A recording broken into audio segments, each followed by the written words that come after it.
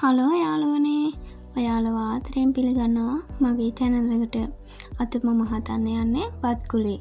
තේපොන ගමන් කන්න රසම රස කෑමක් තමයි මේ හදන්න යන්නේ. ඉතින් ඔයාලටත් පුළුවන් මේ වගේ රසම රස බත් කුලියක් හදාගෙන තේපොන වෙලාවට කන්න. ඉතින් මේ විදිහට අහක දාන බත් ටික වේලලා අරගෙන තැටියක දාලා රත් කරලා ඊට පස්සේ ඒක බෙන්ඩර් කරලා මේ විදිහට පොල් සීනි ලුණු පොඩ්ඩක් එකතු කරගෙන ඔක්කොම කවලම් කරගන්න ඕනි හොඳින්. බ්ලෙන්ඩර් කරගත්තු බත් කුඩු ටිකයි පොල් සීනි ඒ ටිකයි ඔක්කොම හොඳට කවලම් කරගෙන උණු වතුර චූට්ටක් එකතු කරගන්න වියලි බව තියනවා නම් ඊළඟට මේ විදිහට හොඳට ගුලි කරලා ගුලි හදාගන්න පුළුවන්.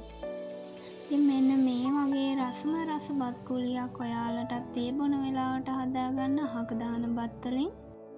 වීඩියෝ එක හොඳ නම් ලයික් කරන්න, සබ්ස්ක්‍රයිබ් කරන්න, අඩුපාඩු තියෙනවා නම් කමෙන්ට් එකක් දාගෙන යන්න. ඔයාලා හැමෝටම ස්තුතියි.